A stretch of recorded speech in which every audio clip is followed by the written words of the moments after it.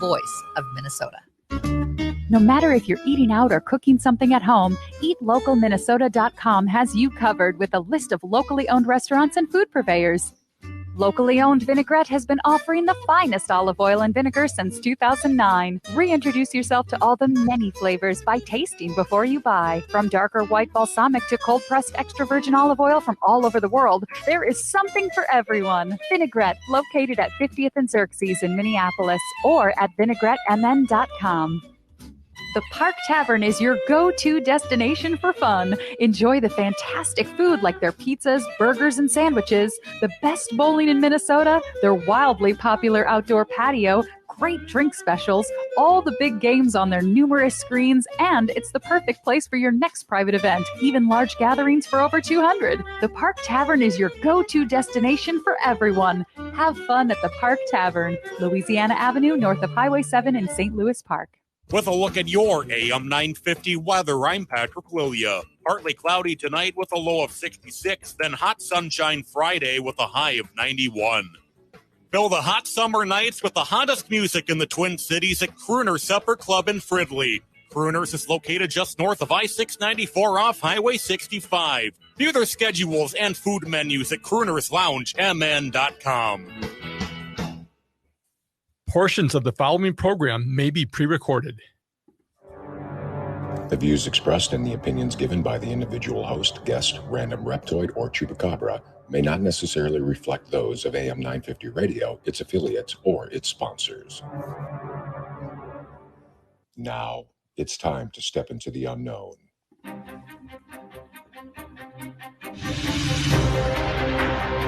There are things people experience but never talk about. A shadow moving in the corner, flickering of the lights, a disembodied voice. We invite you to talk with us. Share your story, share your experience, because this isn't just your story. This is our story. This is Ghostbox Radio with Greg Bakken. And this is Ghostbox Radio on AM 950, where every night we talk about the paranormal, ufology, Bigfoot, and so much more. My name is Greg Bakken, and thank you very much for joining us tonight. Now, with me tonight, we also have Adam back at the studio. Adam, how are you tonight? We are good. Thank you so very much for having me back.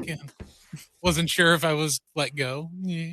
Well, I mean, if you're let go, then I'm let go. I guess that's how that works. So, all right, I'll keep that in mind. I'll keep checking the schedule then. You just keep seeing if I'm on the air every night, and well, that'll be a good start. So, Adam, did you check out the blue moon last night at all?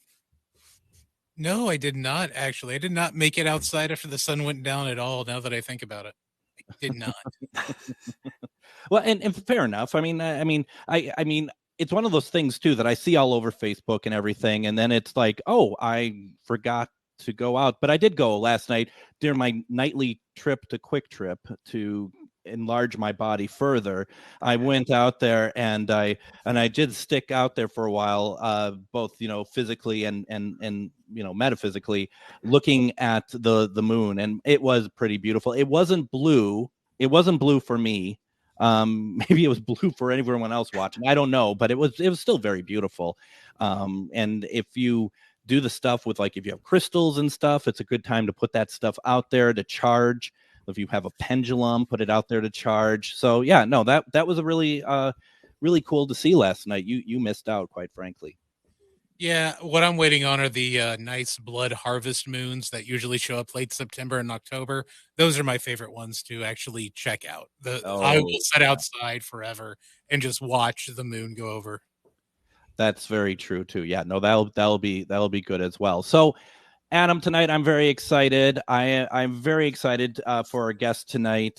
We have on with us Miranda Young, and she is a co-owner of the historic Scott County Jail, and that's in Huntsville, Tennessee. And I say that because we do have a Scott County in Minnesota. And I don't want people to start trying to, go to Mystic Lake or something and try to find out where the jail is there. There are jails in Scott County, Minnesota as well. I don't know if they're historic or haunted, but it's worth noting that we're talking about Huntsville, Tennessee here. And then Miranda also does a web series called Ghost Biker Explorations. And we're going to talk about that as well.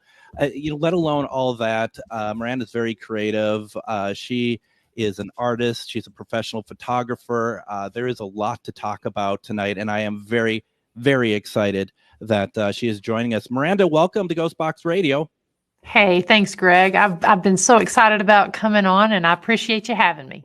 Oh, my pleasure. My pleasure. And for anyone who has questions or wants to comment tonight, please call in 952-946-6205, 952-946-6205. Do I have that correct, though, that you are co-owner of the jail?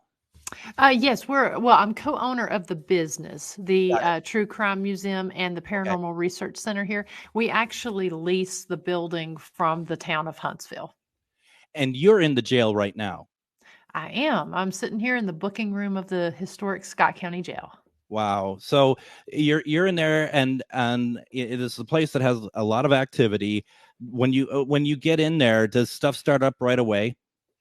We have stuff happen day or night. It doesn't matter when. And, I don't know if it just starts up right when we come in here, but we often catch things on our security cameras. Actually, one of the videos we just released not too long ago was of our resident cat who does live here in the jail. Her name is Sally. And about 5:12 in the morning, one Thursday morning, something opened our gift shop door and put her inside.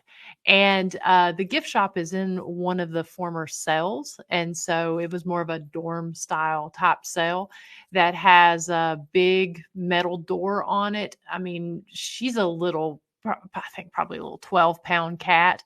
There's no way she could have opened this 20-pound door. It's pretty wild. Because when I came in that morning, she wasn't there to greet me at the door. And so I went in and I just happened to hear her meowing from the gift shop. So I pulled the security camera footage, and it was really a pretty incredible capture. Wow. That is something. And I mean, you never know. I mean, cats get into everything, obviously. I mean, I have one, and he's a monster, but I mean, that's incredible. So what's the story with the jail? What's the background to it? So the jail is interesting. It was built in 1904, and it was in operation until 2008. And then it sat vacant from 2008. They got a tourism grant in 2017, where Scott County ended up giving it to the town of Huntsville. They still really didn't know what they wanted to do with it. So they held on to it until we approached the jail in 2021 about opening it as a true crime museum and a paranormal research center. Now, we've had everything, a lot of our earliest inmates that were in here for moonshining and ridge running. And so we've had everything from that to an unsolved murder of one of our sheriffs, Sheriff Richard Ellis. He was killed ambush style right at the front door. Oh, boy. And he's one of our resident spirits who does stick around with both intelligent and residual activity. Mm-hmm. We've also had at least 7 lynchings that we know of. Mob mountain justice. Basically, an inmate would be put in here. Justice wouldn't move swift enough. So different people from the community, they would say sometimes 25, 50 people would mask up, come in, overtake the jailer and his family and the deputies that were here, and take those inmates out and lynch or execute them on different parts of the property. So we do know of 7 of those. And then just other various events that have been either involved with either some of our sheriffs or different folks who were in here. So sometimes it was kind of like Mayberry on Andy Griffith, where, you had a lot of family and community type activities here. The jailers and their family, they did live on site from 1904 up until the early 1970s. So, the jailer would be here. His wife would be the cook. Their family was raised in here. And then other times it was a very harsh, lawless building that, we've even had reports that it was active whenever the jail was in service, or active as far as paranormal activity. Yeah. And then after a while, we've heard that there were inmates who Brushy Mountain Prison is one of the it would be one of the places that the inmates would be sent to. And so we've had reports that there were several inmates that actually requested to be sent on to Brushy because of some of the different activity that was going on in here, both physical and spiritual. And I apologize. Did you say when the jail stopped being used? I missed that. I apologize. 2008. 2008. What prompted it from not being used any longer as a jail? Basically, it is a very primitive looking building, very secure building at that. It's in the shape of a sandstone castle. And basically the fire marshal came in and he said that there were some violations, that it just wasn't. One of the big violations was there was no real good fire escape. And so they did add a fire escape after, in I believe 2005, but it still didn't appease the requirements that they needed. So in 2008, basically at 8:00 on a Friday evening, the fire marshal came in and had everyone round up the had deputies and dispatch round up the inmates and sent them to various locations until they got the new jail finished. When you're talking about the lynchings, that's just raw history right there. That is something that as horrible as that is, and you see it in films and stuff, and you do hear about it other places. That's just raw history. And the fact that it's clearly has happened more than once there. It has, and I do want to add that they weren't race related or anything of that nature. They were just people who, we are a small rural community here in East Tennessee. And when something would happen, it would not be uncommon for folks to enact their own justice. And so our last lynching that we have record of, the ones that we put out there, we have the death certificates, we have the newspaper articles. So we know that these were the ones that happened. We know that there were 7. We do believe that there were probably more, but there were instances when you would read in the papers of different events that happened here at the jail. They would talk about having reports that there were going to be mobs of people breaking in to take inmates out. This particular time, whenever Sheriff Richard Ellis was murdered at the front door, the jail had actually been on high alert that week, saying that they were suspecting that there was a group that was going to break in. So whenever Sheriff Richard Ellis was shot at the front door, the deputies inside, they didn't even go to open the door immediately because they had been warned, regardless of what happens, don't open the door. Well, because of their hesitation, the assailant was able to sneak off into the night, causing this to be one of our unsolved murders here in the community. Wow, that's incredible. So, with that, when you all went to approach to take over and turn the jail into something else, how was that received? Was that easy, or was that difficult to try to get them on board? It was actually surprisingly easy. I mean, there was a whole process to it. I had this is my hometown. And so I had the opportunity to be able to move back home. And I had known that the jail had been sitting vacant. And so before we actually approached the mayor, the mayor of the town of Huntsville was the one who had control of the building, actually had a plan. My business partner, Dr. Christy Sumner from Soul Sisters Paranormal, and we sat down, we formed a kind of a simple plan when we came in to see the jail. Then the mayor invited us back to meet with the town alderman and actually do a full-scale business plan. So we had a full month to sit down, take our simple plan that we had, and we actually made a 3-phase business plan. I went ahead and designed the logo as well as the merchandise that we have in the gift shop. We knew that we wanted the history to be the face of the business, but knew that the paranormal was going to actually be the economic driver. And so we wanted to present it in that way because there is so much history surrounding this building. We didn't really have to dig too deep just to find that history. And so as soon as we had the meeting, the mayor was very open and very supportive, as well as the alderman.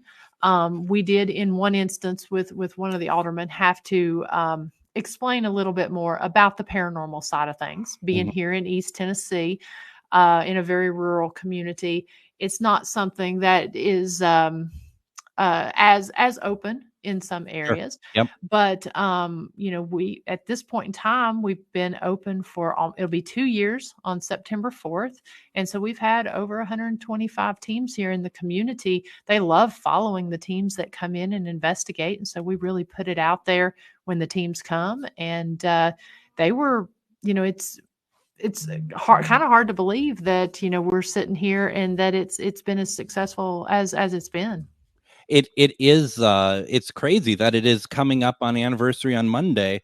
Ernie Pack says that he loves the Scott County Jail swag. You guys have great looking merchandise. We have just a couple minutes before we go to break. Was there a lot of work that you needed to do to the interior of the jail to get it up and running for having people in? As far as doing the actual work on the jail, they had gotten a $75,000 tourism grant back in 2017. Nice. So, of course, that was 5 years prior to when we came in. They had come in, they painted, fixed some of the lead paint issues, and added a heating and cooling system and some new windows. Now, of course, as far as the True Crime Museum, now behind me, the board that's back here, some of these things, the board, and then of course the dispatch center here, that was all here whenever we came in. But as far as setting up the actual museum part, we had a whole lot of work that we had to do at that point, as well as, some of the cleaning and such. When we did, I think we were in here about 3 months doing work every single day and night, really with the building, but then also with the spirits. Since it hadn't really been investigated, we did a lot of that as we were leading up to our grand opening. Well, and that's interesting. Do you, when you go into a place like that, I mean, if you do this either for an investigation or if you do this for opening a place, are you walking through that with spirit? Are you explaining what's going on and try to get them to understand what is happening here?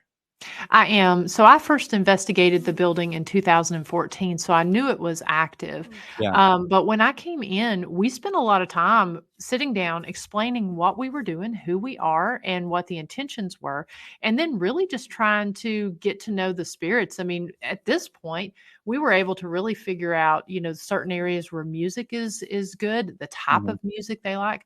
We even have certain spirits, when they communicate certain ways, either through the dowsing rods or through different, spirit boxes and that sort of thing.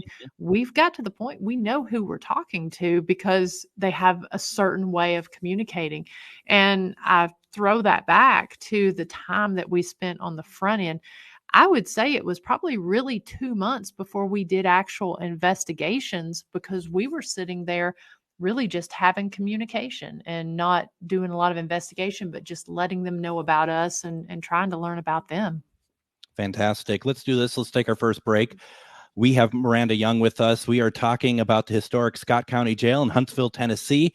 If you have any questions, send them through. We are willing to take them, and we're going to talk about the actual spirits that are in the jail. You're listening to Ghostbox Radio on AM 950. If you own a holistic or metaphysical business and are looking to expand, then you need to be listed on metamorphosisconnections.com. It's a network where you can grow with like-minded practitioners and reach new clients. Metamorphosisconnections.com is an online directory you need to list yourself and your business. Our platform makes it easy for you to create listings of your products and services, and you can also choose to list your classes, events, and so much more. Metamorphosisconnections.com helps you create weekly and monthly promotional ads targeted towards your potential clients and promotes them for you via social media and newsletter. There are clients searching for your specialty right now. Let us help them find you. Start your listing today so you can share your own unique gifts and talents by finding the level of membership that best fits your needs. Let us help you reach your clients that are searching for what you do. Visit metamorphosisconnections.com and sign up today. I'm Cynthia Magallanes, Executive Director of Minnesota Recovery Connection, inviting everyone to join us for the annual Walk for Recovery on Saturday, September 9th from 10 a.m. to 3 p.m.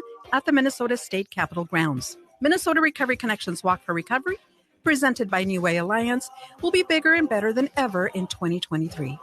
Join us for Minnesota's premier all-recovery event, a day for everyone and anyone to celebrate recovery and break the stigma associated with substance use disorder.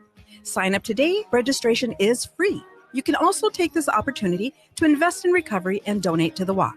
Your financial support helps Minnesota Recovery Connections strengthen the recovery community through peer-to-peer support, public education, and advocacy. Most importantly, though, please join us at the walk and put a face on recovery. Bring your family and friends to the Minnesota State Capitol grounds on Saturday, September 9th to celebrate recovery. For more information and to register, please visit minnesotarecovery.org/walk. Cafe Latte offers made-from-scratch soups, salads, sandwiches, and mouth-watering desserts.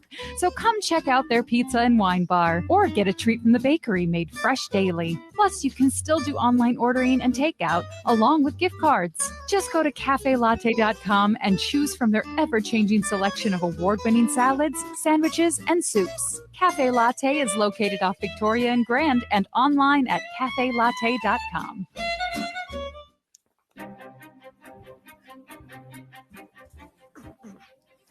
And welcome back to Ghostbox Radio on AM 950. I just wanted to let everyone know that Wednesday, September 6th, please join us at Billy's Bar and Grill in Anoka, Minnesota for Ghost Stories and Beyond. We do this every month, and this month we're going to have a special guest. Her name is Witch Jody, and she's from Midwest Witchery and Healing, which is located in Stillwater, Minnesota. We're going to be talking about all things about being a witch and what it takes. And she is one of the few people that I know, well, to be honest, she's the only person that I know who is an actual witch from Salem. So that's going to be a very interesting conversation, and really looking forward to that. So that's going to be next week at Billy's Bar and Grill in Anoka, 6:30 p.m., $10 to get in, but it's also half price burger night. So what more could you possibly want? We have Miranda Young with us. We're talking about the historic Scott County Jail in Huntsville, Tennessee. We're going to be talking about a lot more things because, Miranda, you're a very creative person. We're going to be talking about ghost bikers, explorations. There's so much to talk about. I have a feeling creativity drives you. It really does. My background, I spent 21 years in the corporate world as a marketing executive and started on the creative side. Yep. So anytime I can do anything, creative outlet, that's my passion. And so, I draw the locations that I visit or that I highlight on my series. And that's actually how I fund my series, is through my illustrations and my merchandise, that sort of thing. So, and of course the web series, it is self-produced, self-funded. So, very, very creative. And I feel like I always have to have that. And it does kind of spill over into my investigation. Mm-hmm. I try to find creative ways, to communicate whenever we're doing the investigations. So did you work at ad agencies? Were you like an art director, or what were you doing? If you don't mind me asking. No, I don't mind at all. I've worked at several different. I actually didn't go the agency route. I went the corporate route, and so that way, rather than having a bunch of cool creative projects, I was able to kind of focus a little more. I've worked in the insurance agency with Blue Cross, and then I've worked in the school photography industry with Olin Mills. I was their creative director, which for many, many years, which ironically, the business ended up going to Life Touch there in Minnesota. Yep. And then transitioned on to APS, where I became their marketing director. And so did the analytical side as well as the creative side. And I have an interest because I went the agency route.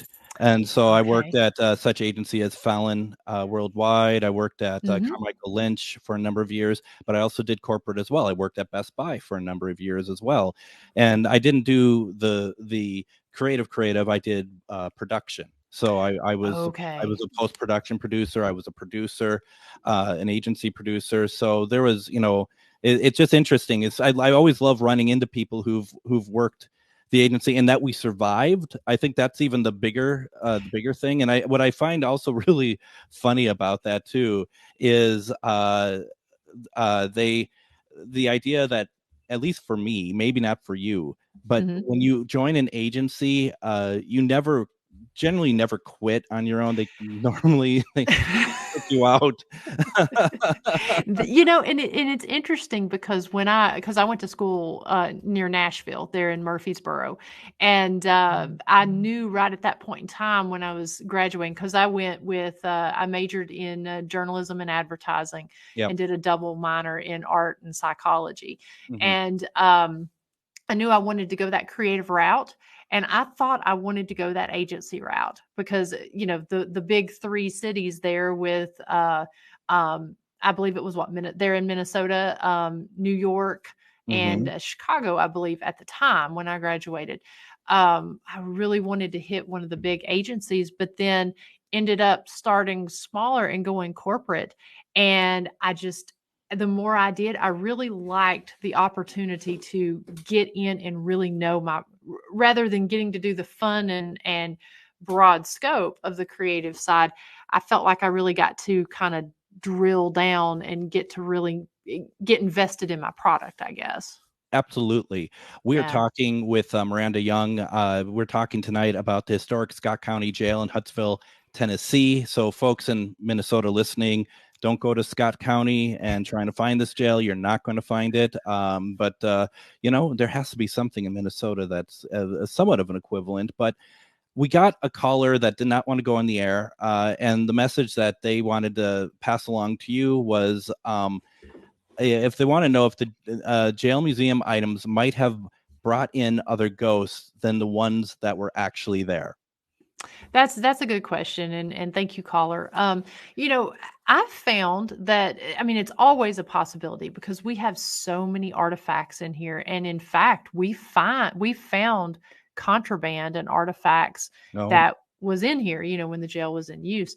I do believe that there is the possibility because we do have uniforms, we do have newspaper articles. One of the things that's been very interesting, the spirits that are here are not only intelligent, but they're very aware of things that are going on. And so we find that there are certain newspaper articles that we have throughout in the true crime area of the museum that those newspaper articles tend to trigger some activity. Mhm. Sometimes they want you to read the articles and you'll get words on your spirit box before you read them, which is interesting.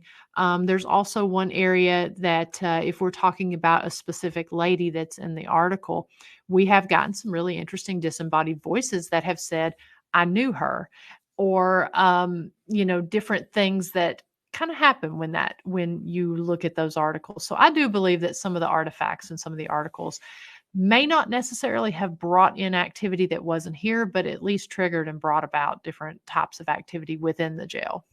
That's really interesting. I also wonder too, and just as kind of a general sort of spirit question, and I've wondered this for so long that, I think there's a lot of people who think when we're talking spirits being in a location like the jail, that they're like in a room like anyone would be in the jail or whatever. But I believe that it's very possible that if you have 5 spirits in a room, that it's very possible that they cannot see each other, or it might be on a different sort of plane of existence, so to speak. Have you thought about that at all?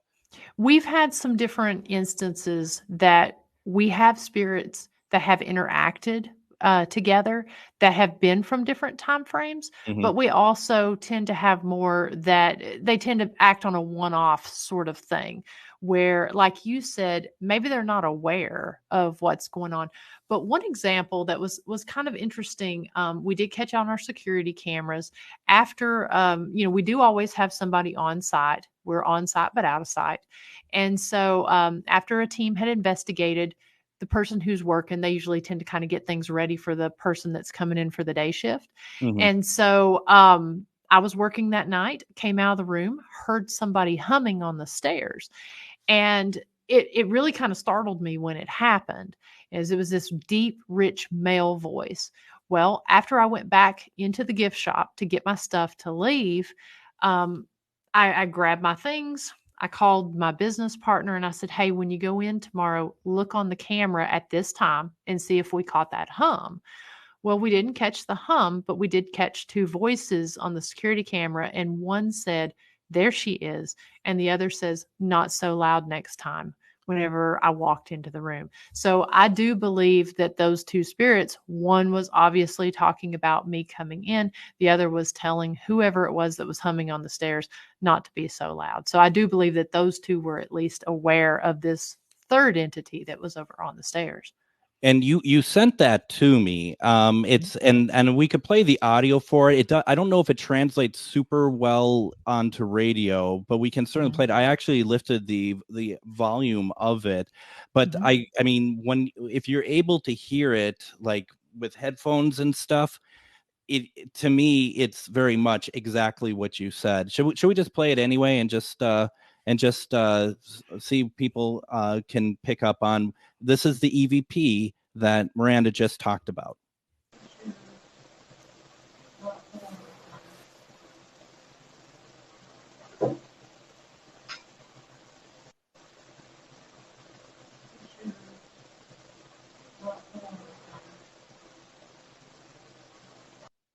So it's that's the thing about EVPs. You have to really listen to them in the right space. But when I listen to them, I totally agree with you. That's what I heard too. Yeah, and it was interesting because that was the first night that we actually had a team in there. Oh, wow. And so so it was our first team investigation that was here, and other than when Chris and I were doing investigations. And so I do believe that I think the humming is something we capture quite often. But I believe whoever was humming up on the stairs was not aware that I was there or that I could hear them. So I want to bring in Adam here real fast because I'm going to put you both on the spot here, because in the first segment, I heard something that was I thought it was moaning actually, but it sounded like while you were talking that there'd be some other sound that was happening and you weren't moving your microphone or anything. And I Adam, did you hear that at all in the first segment? I thought it was Linus moaning by your door. No, but you're right. It sounded like moaning, didn't it? Yeah, I thought it was Linus like wanting daddy's attention. So I didn't really think anything of it. But yeah, I can hear that with the cans on. Before you all think I'm a creep, Linus is my cat. But no, I heard that too. And I was just like, am I hearing things? And then when you bring up the humming, it's like, I can't say with any sort of impunity that that's what that is, but I was hearing stuff and I'm not hearing it now.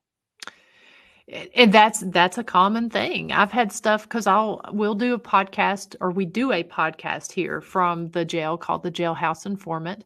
And ever since I moved back, I've been doing my podcast here on Thursday nights. And it's not uncommon. People will sometimes see something walk past in behind. Other times they've heard phantom audio. It's wild. And so I'll definitely have to go back and see if I hear that, because humming, sighing, coughing, moaning, that is definitely something that is a common capture here.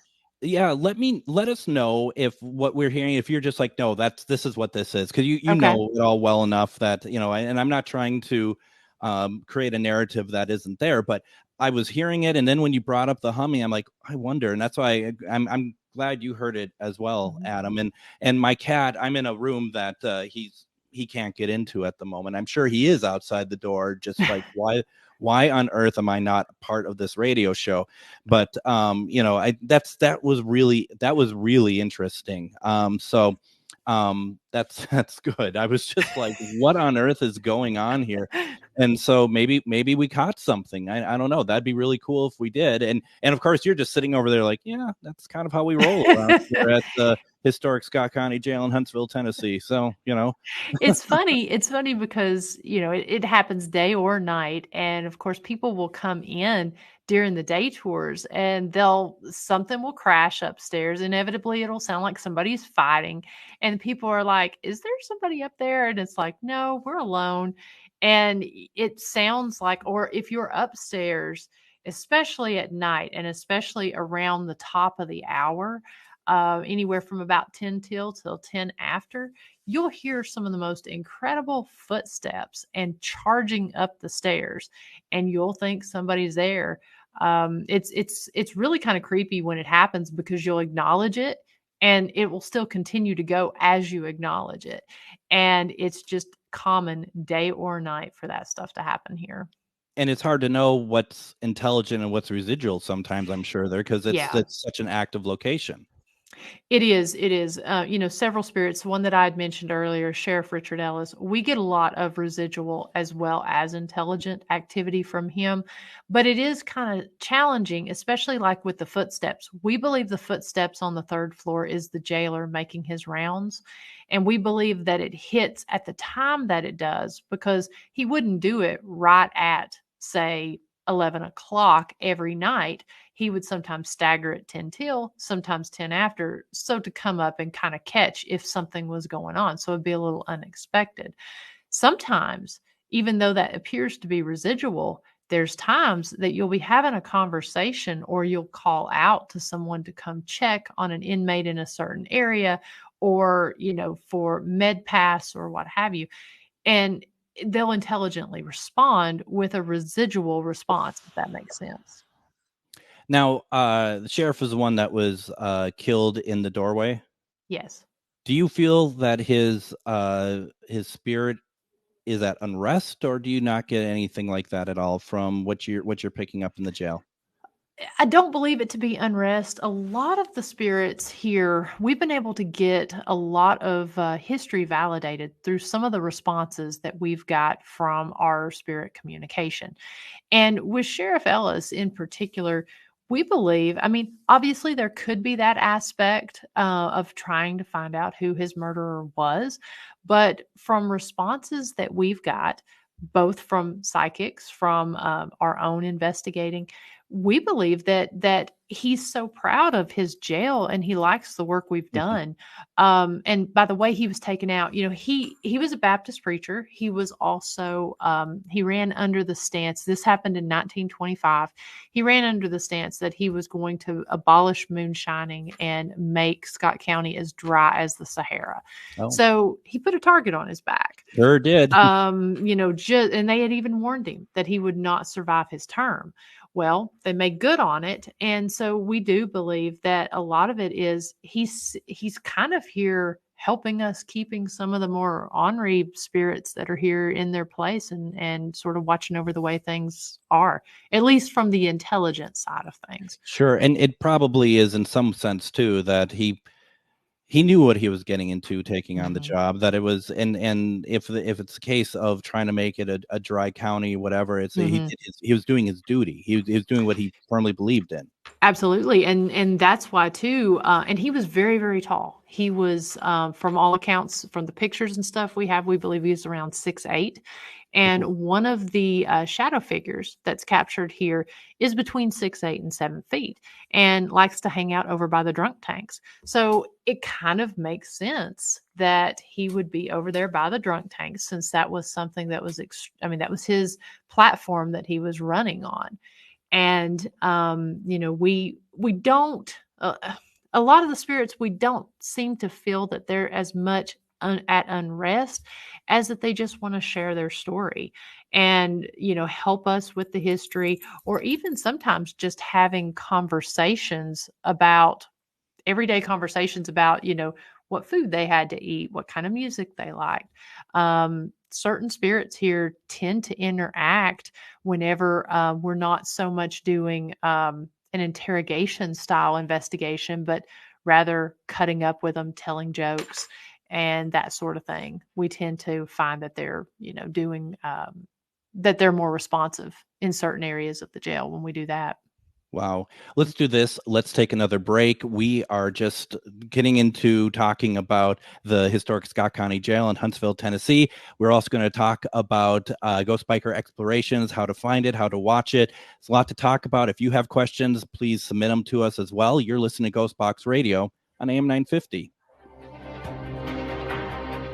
Reach your highest level of consciousness and well-being with metamorphosisconnections.com. Metamorphosisconnections.com is an online directory of the best holistic and metaphysical practitioners to help you make your most informed choices. You can search metamorphosisconnections.com for classes, events, wellness and life coaches, plus metaphysical products and shops. You can also search for a wide array of healers from all modalities, including EFT, sound healing, energy healing, light therapy, ancestral healing, shamanic healing, reflexology, past life regressions, hypnotherapy, yoga, and more. And if you're not sure where to start, the search feature on metamorphosisconnections.com is tailored to help both those who know what they are looking for and those who are just starting. Come explore the possibilities for your higher self by visiting metamorphosisconnections.com. Their experienced practitioners can guide both beginners and those that are already on their spiritual journey. That's metamorphosisconnection.com, your link to direct you on your spiritual transformation. Hey, it's Patrick for Zero Res, my cleaning heroes. Did you know as many as 1 in 5 Americans suffer from allergies caused by particles found in the air in your home? If you or anyone in your family suffers from allergies or asthma, or you just want cleaner, healthier air, Zero Res can help with their air duct and dryer vent cleaning service. The Zero Res 12-step professional source removal process guarantees your home will be clean to the highest standards. Not only will an air duct cleaning help this allergy season, but you will enjoy less dust, lower energy bills, and your home will stay cleaner longer. It's back to school time, so there's no better time for a fresh start than right now, and that's why Zero Res is taking $100 off air duct cleaning services through the rest of August. Call 9520-RES or go to ZeroResMinnesota.com right now and ask for the AM 950 special. Spell it backward or forwards, it's the same. Zero Res. With a look at your AM 950 weather, I'm Patrick Lilia. Partly cloudy tonight with a low of 66, then hot sunshine Friday with a high of 91. Warner Stellian delivers appliance savings on a stick you won't find anywhere else. Earn a bonus for each additional appliance you buy for up to $1,000 back. Plus, pay no interest for 2 years. Shop smart with the specialists at Warner Stellian.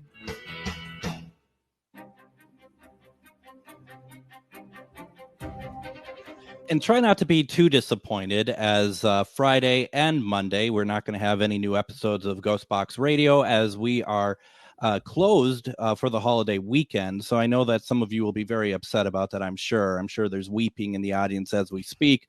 But just know that we'll be back on Tuesday, and our special guest is going to be Cindy Keza as we talk about the new season of The Dead Files, which starts on the Travel Channel next Thursday, September 7th at 9 p.m. Central Standard Time. It's really exciting. I'm looking forward to having her on, but we are having a fantastic conversation tonight with Miranda Young. We're talking about the historic Scott County Jail in Huntsville, Tennessee, and we are talking about her web series, Ghost Biker Explorations. And you said, Miranda, that you are now in the 6th season of this. Now, the 6th season about to start, right?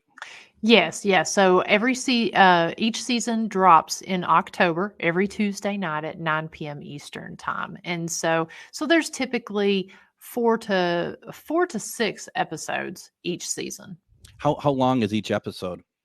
So I tend to keep them a little bit shorter just to keep the attention span. Yep. So they range anywhere. The earlier episodes were around 20 to 30 minutes. The longest ones are 50 minutes, but they tend to be around between 30 to 45 minutes is the typical. Now, just because we don't know what happens over at the jail over there. Was that a ghost cat that just came into shot, or is that a real cat? We don't know what's what anymore. That is Sally, and she lives here at the jail. So as someone who has also done a paranormal web series, I did a season of it back in 2015, 2016. It's a lot of work, and I think people don't understand how much work it is to get a season out every year, as well as everything else you have going on. Do you just not sleep, or you just don't think that's important, or how does all that work? I don't sleep much. I tend to say I'll sleep when I'm dead, unless there's an annoying ghost hunter that wants to keep talking to me. It really is. And that's why I do the seasons the way that I do. put a lot of thought into how I was going to do Ghost Biker, and I like to do a lot of research about the location. Plus, I'm a solo investigator, so I have to go through all of my evidence leading up for that episode. Sure. So I tend to investigate some of the lesser known locations. They're either brand new. If they're a commercial location, they're brand new, or there's something that may be regionally known to a specific area. And so I do a lot of research on the front end. I do the investigation, and then I have to go through all of my recordings and audio, video. And then, of course, sometimes I do it solo or completely solo. Other times I have a camera person with me. And so I have to go through that footage as well, then produce the episode and get it out there. So I like to take as much time as I can rather than just sporadically releasing an episode as it's done. Kind of have it a set time. It's always worked well. People know October is Ghost Biker season. And then I follow it up with a live Thursday night episode where I go in, because a lot of the people who watch, my number one demographic they're bikers, and then also history buffs, and then paranormal being my third demographic. So I spend those Thursday nights really talking about the equipment, the techniques, the location, different things that I didn't want to highlight, or I mean, not highlight, but spend time talking about on the episode. Right. Yeah. So, yeah, it works out good, and there's a huge buildup as things get close. And we're doing something a little bit different this season, which I'm really, really excited about. We're going to release the trailer here next week, which will kind of talk about the special thing we're going to be doing different this season. That's great. And as when I'm doing it, and I'm very sure that's the same when you're doing it, it's as much as it's about doing the episode and everything, it's also about storytelling. And what I mean by that, it's not like creating a story or anything. Maybe you put the threads together, whatever else, but to your point, and I really love that you're like, there's certain things that are going to slow down the episode, but we're not going to forget it, because I think that's, from what I watch of people putting these sort of things together, is the number one thing that really grinds me, so to speak, is the fact that they don't get on with it. I mean, right. And it's hard. I understand that's not everyone's forte, but the thing is, it's like, you got to keep a pace going in video. You always have to keep a pace going. Yes. And so I put a lot of thought and effort into not just the branding and everything with Ghost Biker, but the way I wanted my episodes to be. And so, each episode's 3 parts. Mm-hmm. And so the first part is always about the travel and the story as to why I'm there. I always go into the history for at least 10 to 15 minutes, depending on what it is, tell the history as to why I'm there, and some interesting facts and stuff because a lot of my show is about travel and tourism. And then the investigation, you're there sometimes you're just there a few hours or an hour. Mm-hmm. Other times you're there for 12 hours. And so if I have 8 cameras and 8 audio recorders sitting out for 12 hours, I've got a lot of footage to put together to tell a story. Mm-hmm. And so trying to continue to tell that story and make it flow. But again, like you said, get on with it, because to me, it's important to show the times that I don't get activity, just as important as it is showing the times that I do, because some people will put their episode out like, here's where I'm at. Here is my evidence that I found. And that's great. Yep. But the way the episode is filmed, you're in the investigation with me and you're following along with this story. So it can be a challenge to condense, 48, 64 hours worth of footage into a 20 to 40 minute video and still tell a cohesive story that makes sense, and put it out there to where it's still also entertaining. Yeah. Well, and I mean, that's hard. It's so much harder than I think what people understand. And if you doing it for, going on to your 6th season, you're going to have an idea, and now you're changing it up, it sounds like, to a certain degree. I mean, it sounds very cool. And I like the idea too, that like you said, the viewer is into the right into the investigation, but it also sounds to me it's very intimate as well. It's an intimate sort of collaboration in the sense between you and the viewer. It is because it's almost, it's as close to doing a live as a live, and that's why a lot of people like the lives, is because they're in there with you. And so that's how I model that type of investigation, of where I do address the camera and talk. Because one of the things that I found whenever you're doing these events and stuff, or even doing the videos, is there's not enough coverage of the history to know why you're there. So I always address it in that sense. And then as I'm, taking the person through the investigation, like I said, I mean, it is very raw, as far as the investigation part.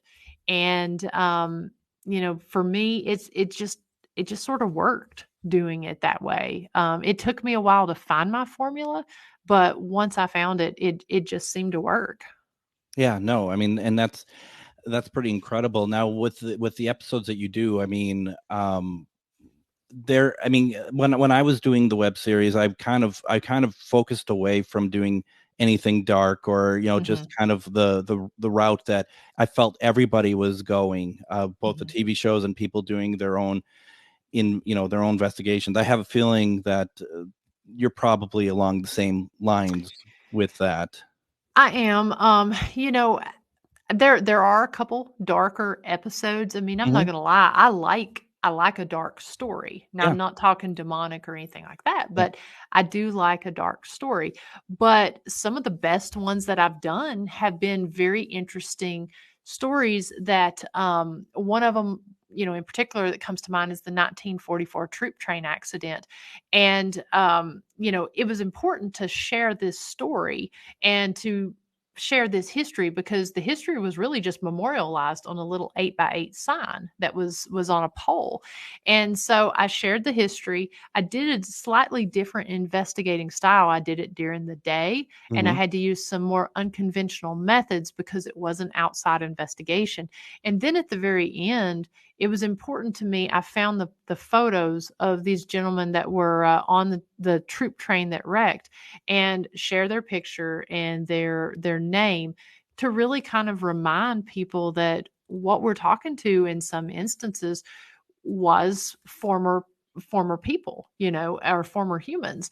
Yeah. And so that was something that was important to me. And I liked being able to, show that side of things, rather than just going in and having the jump scares and the darker side. Yeah. No, that makes a lot of sense. Now, how can people watch these episodes?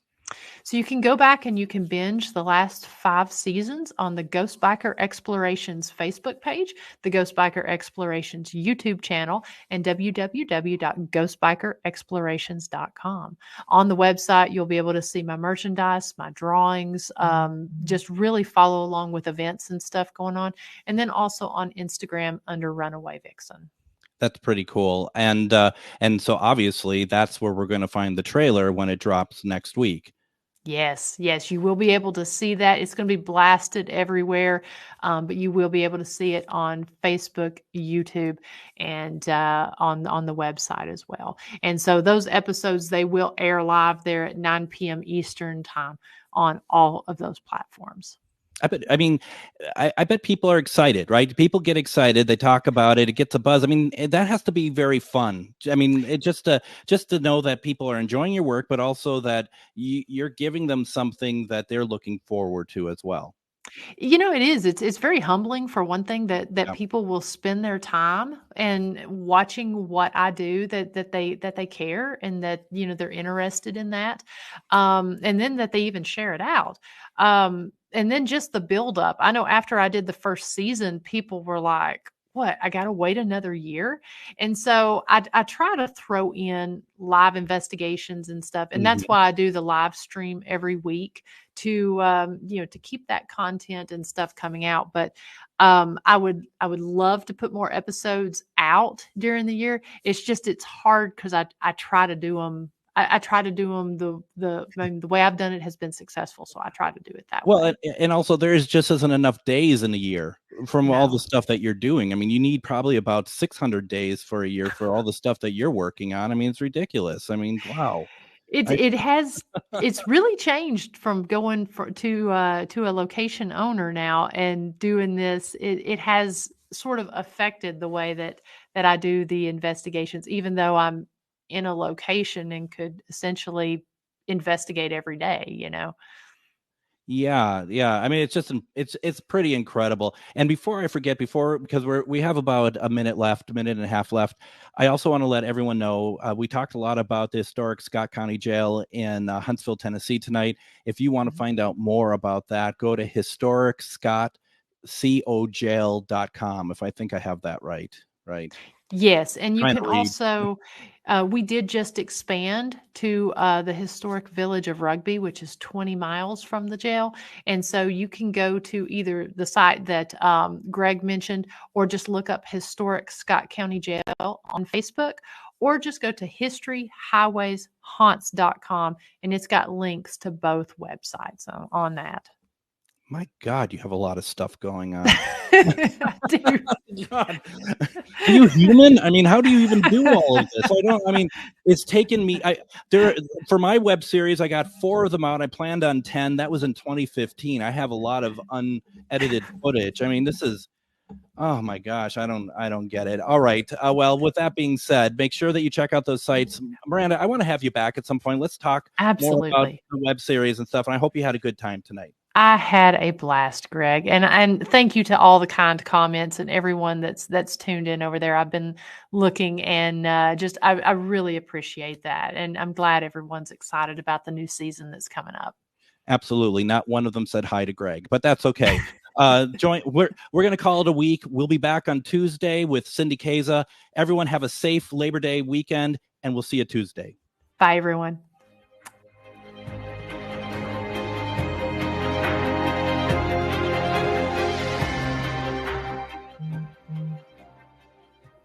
Your Need to Know News headquarters, the Thom Hartmann Program, AM 950.